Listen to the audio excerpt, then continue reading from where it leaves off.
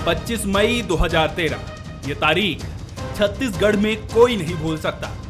कांग्रेस के लिए ये काले दिन की तरह है। नक्सल प्रभावित सुकमा के झीरम घाटी में 10 साल पहले नक्सलियों ने देश के दूसरे सबसे बड़े नक्सली हमले को अंजाम दिया था। इस हमले में छत्तीसगढ़ कांग्रेस के कई प्रमुख नेताओं समेत कुल 32 लोगों की बेरहमी से हत्या कर दी गई थी। लेकिन एक दशक बीत जाने के बाद भी पीड़ितों को न्याय नहीं मिल सका है। लेकिन मामले में सियासत पहले दिन से होने लगी थी, जो आज तक जारी है। हालांकि सीएम भूपेश बघेल का कहना है कि ये हमारे लिए भावनात्मक मामला है। अभी तक न्याय नहीं मिला है, इस बात का अफसोस हमें है, बहुत दुख है। और ये हमारे लिए भावनात्मक मामला है कि न्याय उस पीड़ित परिवार को मिलना चाहिए, न्याय दिवंगत आत्माओं को मिलना चाहिए, जो अभी तक के नहीं हो पाया है। इस बात का दुख हमें जरूर है। झीरम के खून के छींटे उस समय के सत्तारूढ़ भारतीय जनता पार्टी के हुक्मरानों के दामन पे लगे हैं और झीरम मामला दुर्दांत नरसंहार था। भारतीय जनता पार्टी की तत्कालीन सरकार अपने इस क्रूर नरसंहार के आरोप से बच नहीं सकती है। झीरम कांड के समय प्रदेश में बीजेपी की सरकार थी। इसकी जांच भी करवाई गई। कांग्रेस ने जांच को लेकर कई वादे और दावे किए थे, जिसको लेकर अब बीजेपी कांग्रेस पर हमलावर है। बीजेपी तो सीएम भूपेश के उस दावे को भी याद दिला रही है जब उन्होंने कहा था कि साक्ष्य उनकी जेब में है। झीरम को लेकर भूपेश बघेल जी लगातार राजनीति करते रहे, आज भी वे कर रहे हैं, पर वो झीरम का सच उनके जेब से नहीं निकल रहा है। और जब आपके पास साक्ष्य था झीरम के घटना का, जिसका आप दावा करते थे, तो क्या आप साक्ष्य को नहीं छुपा रहे हैं? आपने 5 साल तक वो निकाला नहीं, आपने एसआईटी भी बनाई। तो झीरम के नाम पर भूपेश बघेल जी को अपना स्टैंड क्लियर करना चाहिए। हम तो झीरम के मामले में मुख्यमंत्री जी से पूछना चाहते कि जिस समय झीरम घाटी में माओवादी इस घटना को अंजाम दे रहे थे, उस समय कौन मोटरसाइकिल स्टार्ट मोटरसाइकिल में था और कौन वर्तमान कांग्रेस का वरिष्ठ नेता जो शायद मंत्री भी है, वो उस मोटरसाइकिल में कैसे भागा? छत्तीसगढ़ के लिए झीरम घाटी कांड एक कभी न भरने वाले घाव की तरह है। 10 साल बाद भी इस हत्याकांड का रहस्य अनसुलझा है। लेकिन इस मसले पर सियासत सुलझी हुई नजर आती है। कब और कैसे झीरम को अपने फायदे के लिए इस्तेमाल करना है, ये सियासतदान बखूबी जानते हैं। शायद यही वजह है कि बीते कई साल से इस पर सियासत रुकने का नाम नहीं ले रही है। Bureau report, Bansal news.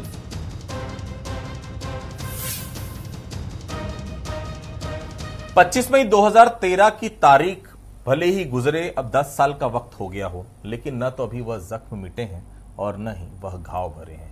आज भी गाहे बगाए कांग्रेस को जख्म टीसते रहते हैं। आज हमने चर्चा का विषय झीरम को लेकर सिर्फ इसलिए नहीं रखा है कल 10 साल झीरम हमले को पूरे हो जाएंगे, बल्कि हमने इस विषय को इसलिए चुना है क्योंकि आज भी छत्तीसगढ़ का एक बड़ा तबका यह मानता है कि छत्तीसगढ़ में झीरम हमला सियासी दलों के लिए नफा नुकसान के नजरिए से उठाया और दबाया जाता है। अब चूंकि चुनाव करीब है, नक्सलवाद के मुद्दे पर सियासी दलों को आमने सामने आना है, तो फिर झीरम को लेकर राजनीति गर्म करने की तैयारी चल रही। नमस्कार, आज का मुद्दा में आप सभी का स्वागत है। मैं हूं आदित्य नामदेव। 5 साल रमन सरकार और लगभग 5 साल भूपेश बघेल सरकार। कभी आपने सोचा है कि न रमन राज में और न ही झीरम प्रभावितों को न्याय मिल पाया और न ही भूपेश बघेल सरकार में अपने ही नेताओं को कांग्रेस और सुरक्षा कर्मियों को न्याय दिला पाई? आखिर वजह क्या है? अब क्यों न यह सवाल पूछे जाएं कि हर कोई राजनीति के नजरिए से मुद्दों को उठाता है और फिर उसे भूल जाता है। कहीं झीरम भी राजनीति का शिकार तो नहीं हो गया है? क्या केवल राजनीतिक रोटियां सेकने के लिए झीरम हमले को फिर से याद तो नहीं किया जा रहा है? सवाल बहुत सारे हैं। हम अगले आधे घंटे में बारी बारी से उन सवालों का जवाब तलाश करने की कोशिश करेंगे। हमारे साथ बातचीत करने के लिए 3 बेहद खास मेहमान मौजूद हैं। हमारे साथ बिलासपुर से विधायक है भारतीय जनता पार्टी के रजनीश सिंह साहब मौजूद हैं, बहुत स्वागत करता हूं मैं उनका। हमारे साथ कांग्रेस के वरिष्ठ नेता हैं, प्रवक्ता हैं घनश्याम राजू तिवारी साहब, बहुत स्वागत करता हूं मैं उनका। हमारे साथ राजनीतिक विशेषज्ञ के तौर पर डॉक्टर अजय चतराकर साहब मौजूद है, बहुत स्वागत करता हूं मैं उनका। सबसे पहले घनश्याम जी के पास चलता हूं। राजू साहब, क्यों ना बोला जाए कि आप लोग घड़ियाली आंसू बहाते हैं? झीरम घटना को लेकर 10 साल बाद आपको फिर इसलिए याद आ रही क्योंकि इस साल चुनाव पर जाना है। अगर बीजेपी इस पर सवाल उठा रही है और ये कह रही है तो फिर बुरा मानने की तो बात ही नहीं। क्यों न्याय नहीं दिला पाए? 5 साल तो आपकी भी सरकार बने हो गया घनश्याम राजू जी, आपके नेता, आपका पूरा आला नेतृत्व प्रदेश का, सब कुछ खत्म हो गया, 5 साल का समय आपको भी शासन करते हो गया, अभी तक न्याय नहीं मिल पाया है और उम्मीद भी नहीं कि आने वाले समय में न्याय मिल पाएगा। घनश्याम जी, देखिए, निश्चित ही आदित्य जी, झीरम की घटना हमारे लिए भावनात्मक के साथ साथ एक दर्दनाक घटना है जिसमें हमने अपने शीर्ष नेताओं को खोया है।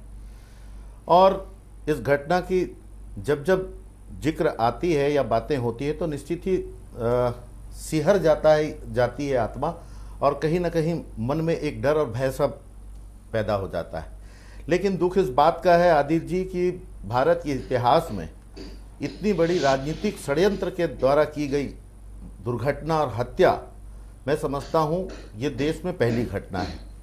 देश के इतिहास में झकझोरने वाली इस घटना पर, झीरम की घटना भारतीय जनता पार्टी के तत्कालीन सरकार के माथे पर कलंक और काला टीका है।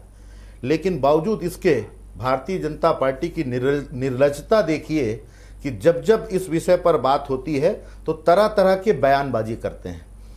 घटनाएं, दुर्घटनाएं देश में कभी भी कहीं भी होती रही हैं आदित्य जी, लेकिन एक सबसे बड़ा प्रश्न इस बात का है कि छत्तीसगढ़ जैसे छोटे राज्य में जिस प्रकार से नक्सलियों का तांडव हमने 25 मई 2013 को देखा है, पूरे देश ने देखा है। और आज दुर्भाग्य इस बात का है कि इतनी बड़ी बड़ी जांच एजेंसियां इसमें शामिल होने के बावजूद, तमाम प्रकार के इसमें घटनाक्रम होने के बावजूद जो इसकी सच्चाई है आज तक न तो जनता के सामने है न वो पीड़ित परिवार के सामने है। दुख इस बात का है आदित्य जी कि भारतीय जनता पार्टी इसमें कोई भी सवाल करे, लेकिन उन्हें इस बात को पहले समझना चाहिए कि तत्कालीन सरकार की ये जिम्मेदारी थी कि वो इस यात्रा को सुरक्षा दे सके। सुरक्षा की चूक, रास्ते का बदलाव, आरोपी का हटना, ये तमाम प्रकार के षड्यंत्र थे उस घटना में, जिसकी वजह से इतनी बड़ी घटना को नक्सलियों ने अंजाम दिया। और नक्सलियों के जो कि पूर्व की रणनीति रही है, जैसा हमने कभी नहीं देखा है कि पूछ कर वो लोगों को मारने का जो काम उस समय हुआ कि नंद कुमार पटेल जी कौन है, तो महेंद्र कर्मा जी कौन है, दिनेश पटेल कौन है, ये सब चीज़ आपके टीवी चैनल पर हमने भी देखा है, देश ने भी देखा है। लेकिन दुर्भाग्य है इस बात का कि इतनी बड़ी घटना के बावजूद भी किसी प्रकार से तत्कालीन मुख्यमंत्री डॉक्टर रमन सिंह जी ने कभी सीबीआई की सिफारिश नहीं की, जो कहीं ना कहीं पीड़ित परिवार का सबसे बड़ा प्रश्न था। और मैं तो इस बात को कहूंगा, एनआईए ने इस जांच के माध्यम से जो जिस प्रकार की लीपापोती की है, और उस लीपापोती का अर्थ यह है आदित्य जी कि जो इसके चश्मदीद गवाह थे, जो जीवित बचकर आए इस घटना से, उनसे तक पूछताछ नहीं हुई। और एनआईए ने कह दिया कि नस्ली घटना है और इसकी पूरी जांच को उन्होंने बंद कर दिया। मुख्यमंत्री भूपेश बघेल जी और कांग्रेस के घोषणा पत्र में इस घटना की सच्चाई को बयां करने के लिए हमने घोषणा पत्र में इस बात का जिक्र किया और इसको लेकर एक एसआईटी का निर्माण किया। लेकिन उस पर भी किस प्रकार से भारतीय जनता पार्टी ने अपना दबदबा बताया कि एसआईटी को किसी प्रकार का एनआईए अपने जांच की रिपोर्ट नहीं दे रही है। वो कहती है कि इसकी आवश्यकता नहीं है। भारतीय जनता पार्टी के लोग तरह तरह के बयानबाजी कर रहे हैं, मोटरसाइकिल कहां से आ गई, वो तत्कालीन मंत्री कहां चले गए, बहुत सारी बातें हैं। लेकिन मैं इस बात को कह सकता हूं आदित्य जी, ये हमारे लिए भावनात्मक घटना के साथ साथ भारतीय जनता पार्टी इस पर राजनीति ने करे तो अच्छा हो। रंजीत जी, ऐसा नहीं लगता आप लोग नक्सलवाद, हिंसा, खून खराबा सभी पर राजनीति करने लगते हैं? आपकी संवेदना कहां चले जाती? झीरम पर हर बार आप सवाल उठाते हैं, क्यों नहीं आप लोग न्याय दिला पाए? 2014 में के बाद तो सेंट्रल में भी आपकी सरकार थी, राज्य में भी आपकी सरकार थी, क्यों नहीं मिल पाया झीरम प्रभावितों को अभी तक न्याय? रनीश जी। आदित्य जी, जो घटना हुई थी 2013 में, वो बहुत ही दुखद, दुर्भाग्यजनक और हम सबके लिए पीड़ादायक है।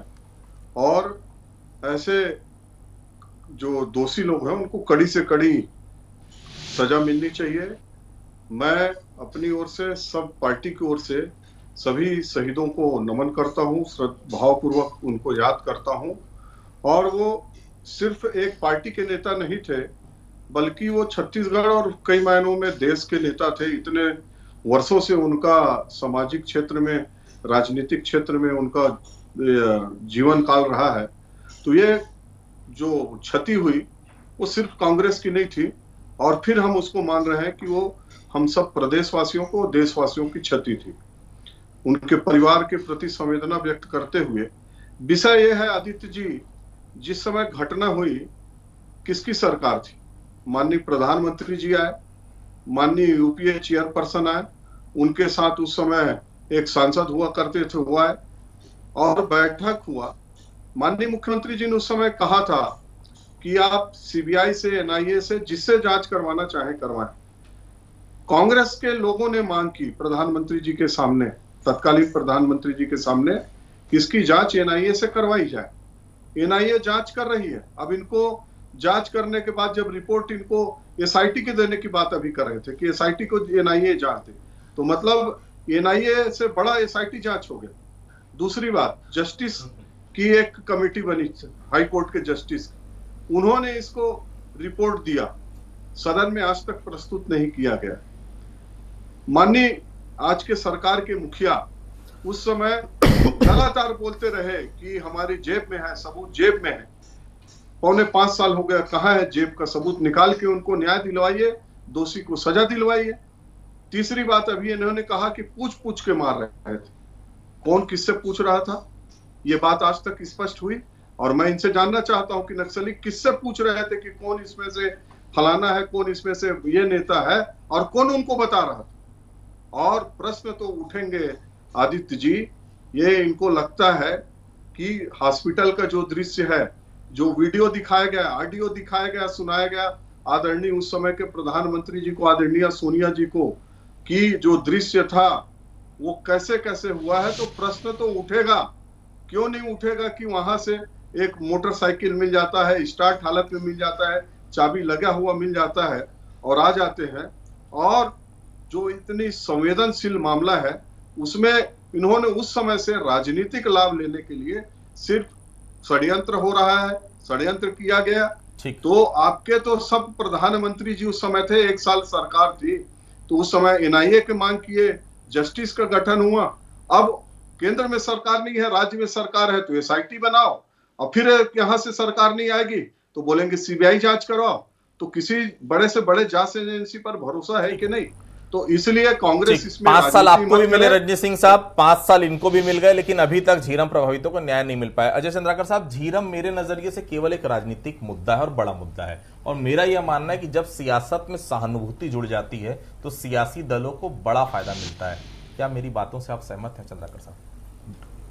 जो परफॉर्मेंस है उससे तो बिल्कुल सहमत हैं आदित्य जी आपके इन शब्दों से, क्योंकि झीरम के न्याय की प्रतीक्षा करते करते, और राजनीतिक दलों में जो अच्छाइयाँ भी होती हैं लेकिन कुछ बुराइयाँ होती, और उन बुराइयों के इर्द गिर्द उसी के अक्स तले किस्से, कहानियों, दलीलों, तर्कों, कांडों और उनकी उपकांडों के बीच गोते खाए जा रहा है झीरम का न्याय।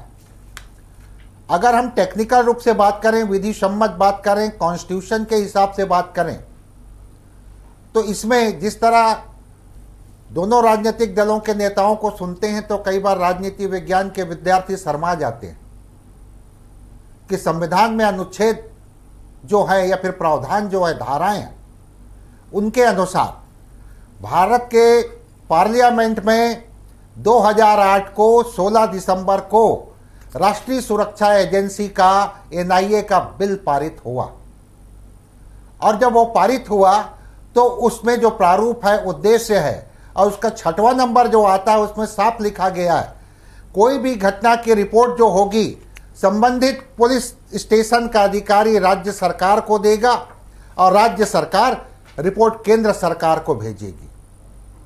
बात सही है, लेकिन 9वें नंबर के एक्ट की जो धारा है, उपबंध है, उसमें साफ कहा गया है कि राज्य सरकार के किसी ऐसे अधिकार को प्रभावित नहीं करेगा यह एक्ट जिससे वह किसी आतंकी घटना या नक्सली घटना या फिर किसी अन्य घटना की खुद जांच करना चाहे।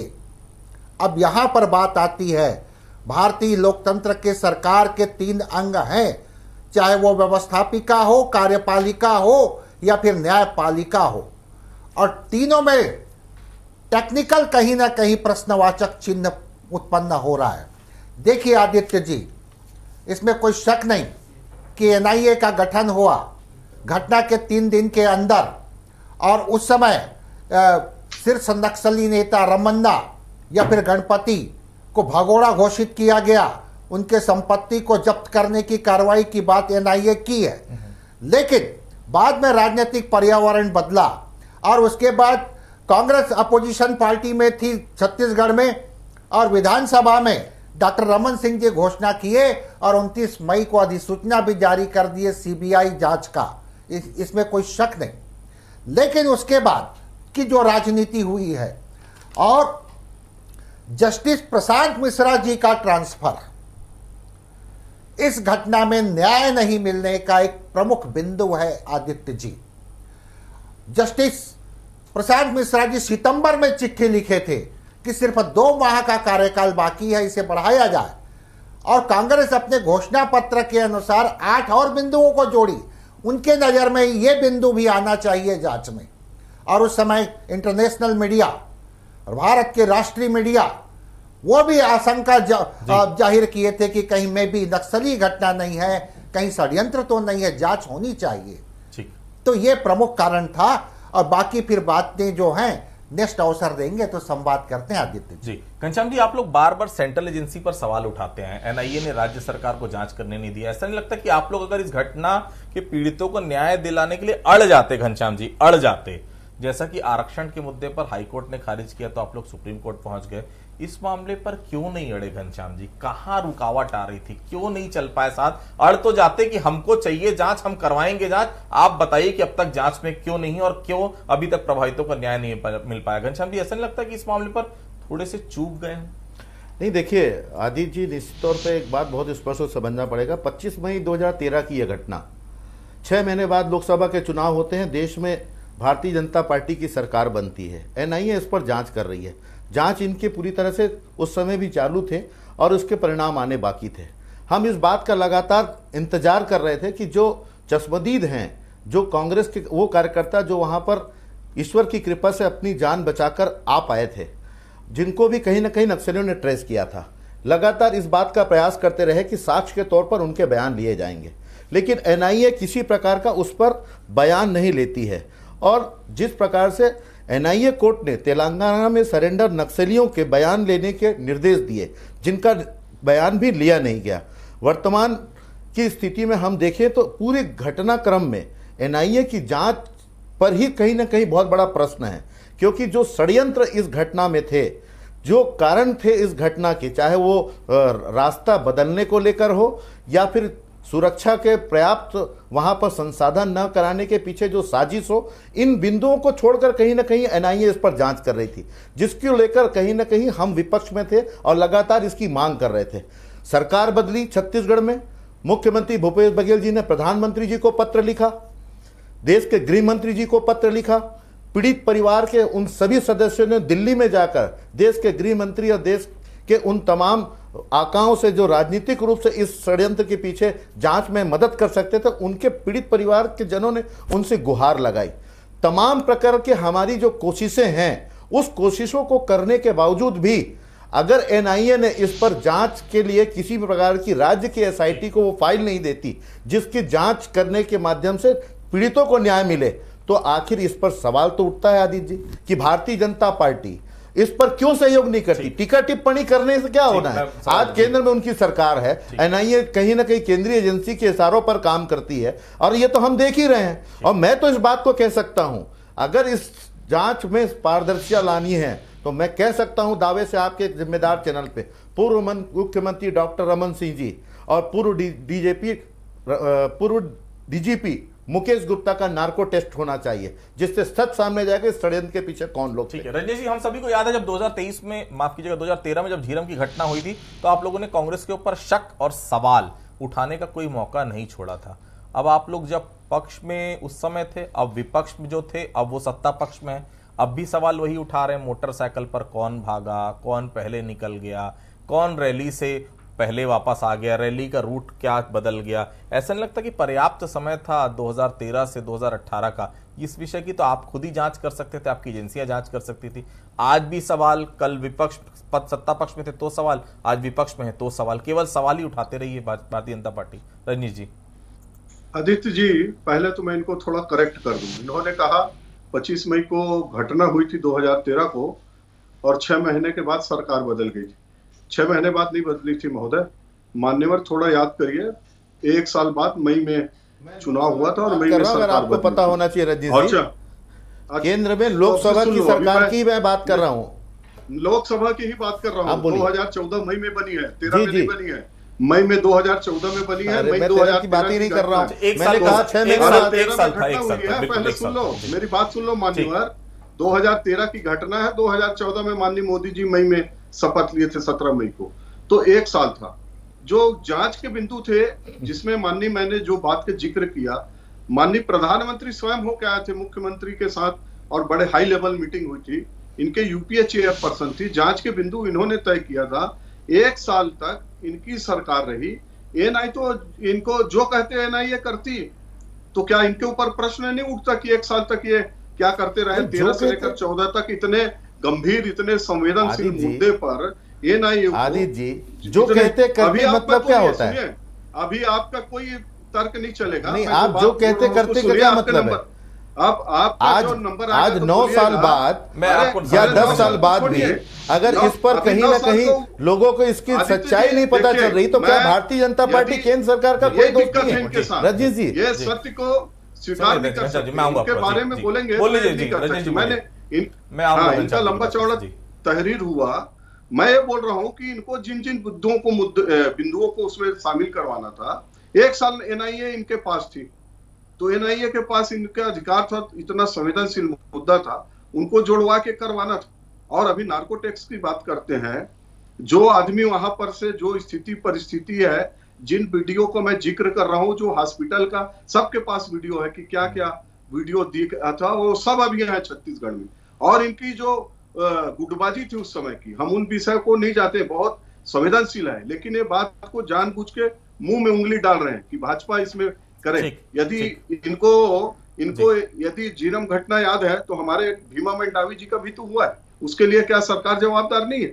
जिन चीज को हमारे ऊपर बोल रहे हैं, नक्सलाइट घटना बहुत दुखद है और उसकी वैसे सच्चाई काम भी आ करते आ रहे गई। हैं कि क्या उसमें किन बड़े-बड़े हो परिस्थितियों रहे में हैं। आपने लेकिन आरोप लगाने ये को कोई कमी नहीं सिर्फ छोड़ी थी? राजनीतिक रजनीश लाभ जी, लेने के लिए, भारतीय जनता पार्टी राजनीतिक लाभ ने लेने के भीमा लिए मंडावी इसको जी की मुद्दा को रखना हत्या है, पर उनके सरकार जो पर आरोप पीड़ित हैं, लगाने में कोई उनको कमी न्याय नहीं रखी दिलाना थी, नहीं है। लेकिन अरे जब जो वहां उसमें से एनआईए ने उसका जांच टैक्स की करवाओ, और जो रिपोर्ट जो आई, वहां से तब आके जाकर बताया आपके है, मुंह बंद हुए ठीक है, हैं। आपने राजनीति कम ये करने की फलाना कोशिश है, नहीं अजय की दादा है। साहब, झीरम का मुद्दा क्या अभी भी बड़ा मुद्दा रह गया? आपको लगता है छत्तीसगढ़ की जो राजनीति में क्या अभी भी हॉट केक है? ऐसा लगता है क्योंकि प्रासंगिक मानते हैं अब इस घटना को, कि इस घटना को लेकर फिर से विधानसभा चुनाव में किसी दल को फायदा हो सकता है, ऐसा लगता है आपको? अब निश्चित रूप से एक प्रकार से श्रद्धांजलि देना, रस्म अदायगी करना और बातों को कम्युनिकेट करना रह गया, क्योंकि मूल बात यह है कि इसमें लाभ ना तो बीजेपी को है ना कांग्रेस को है, जी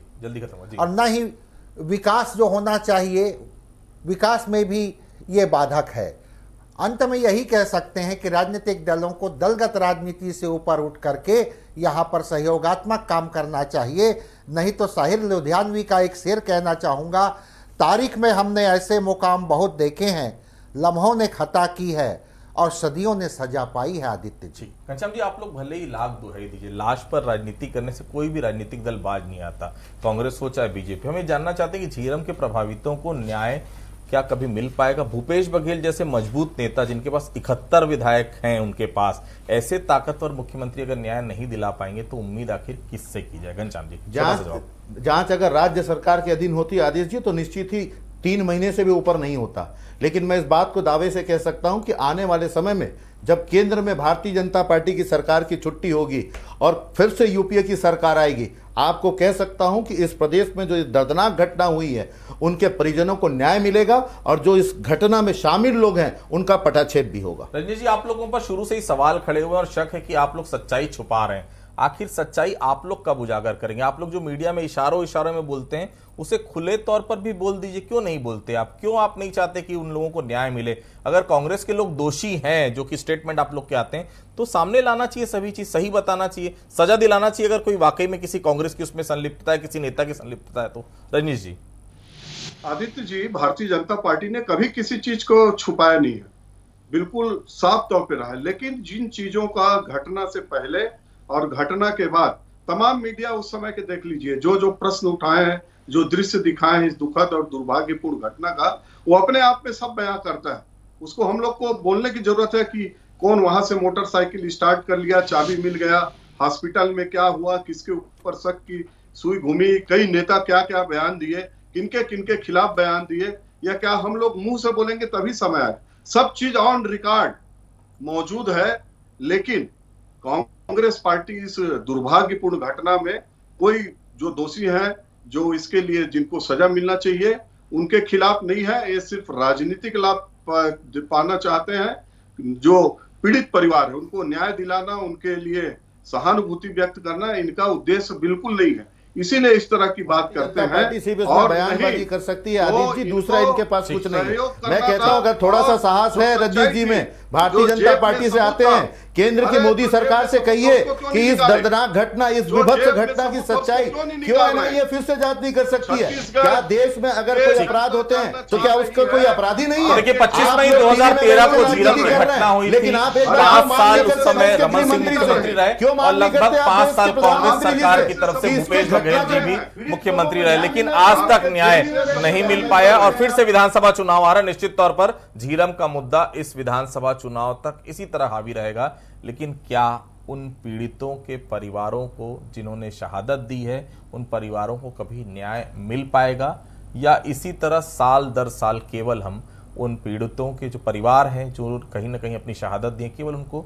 श्रद्धांजलि देने का ही काम करेंगे? बड़ा सवाल है। आप सभी लोग हमें आप सभी लोगों का बहुत बहुत धन्यवाद। तो आज के मुद्दे फिलहाल इतना ही। बाकी खबरों के लिए आप बने रहिए बंसल न्यूज के साथ।